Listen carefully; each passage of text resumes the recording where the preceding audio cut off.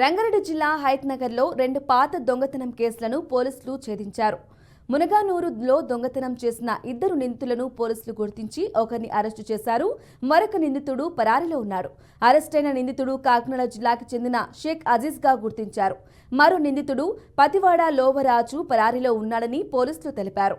నిందితుడి నుంచి 23 తులాల బంగారు ఆభరణాలు, 2 లక్షల రూపాయల నగదు, ఒక కెమెరా, ఒక మొబైల్ ఫోన్, టయాటా గ్లాంచ్ కారును పోలీసులు స్వాధీనం చేసుకున్నారు. నిందితునిపై గతంలో పలు కేసులు ఉన్నట్లు పోలీసులు తెలిపారు.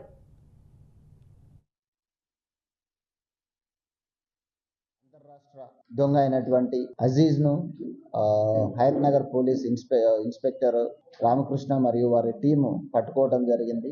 ఇతడు సుమారుగా మనము ఇంట్రాగేషన్ చేసిన దాని ప్రకారము ఒక 12 కేసులు దొంగతనం చేసినట్టుగా తను కన్ఫెస్ కావటం జరిగింది. ప్రధానంగా ఇటీవల కాలంలో మనకు హయత్ నగర్ లో జరిగినటువంటి ఒక గ్రేవ్ అఫెన్స్ 23 తులాలు పోయినటువంటి కేసుకు సంబంధించి అతడు ప్రధానంగా మనము అతనిని నిందితుడిగా సస్పెక్ట్ చేసి అతని వేరే బోర్డ్స్ ఎక్కడున్నాయని మనం చెక్ చేసి అతన్ని అనుమానాస్పదంగా అదుపులోకి తీసుకున్న తర్వాత వీటితో పాటు ఆ కేసుతో పాటు హయత్ నగర్ లో జరిగినటువంటి ఇంకో 2 కేసెస్ ను కూడా అతడు అడ్మిట్ కావటం జరిగింది. ఆంధ్రప్రదేశ్ పెనమలూరులో జరిగినటువంటి ఒక 8 కేసులు, కొయ్యలగూడెంలో ఒక కేసు, ఇట్లా సుమారుగా మొత్తం నిజామాబాద్ లో ఒక కేసు, టోటల్ 12 కేసెస్ అడ్మిట్ కావటం జరిగింది.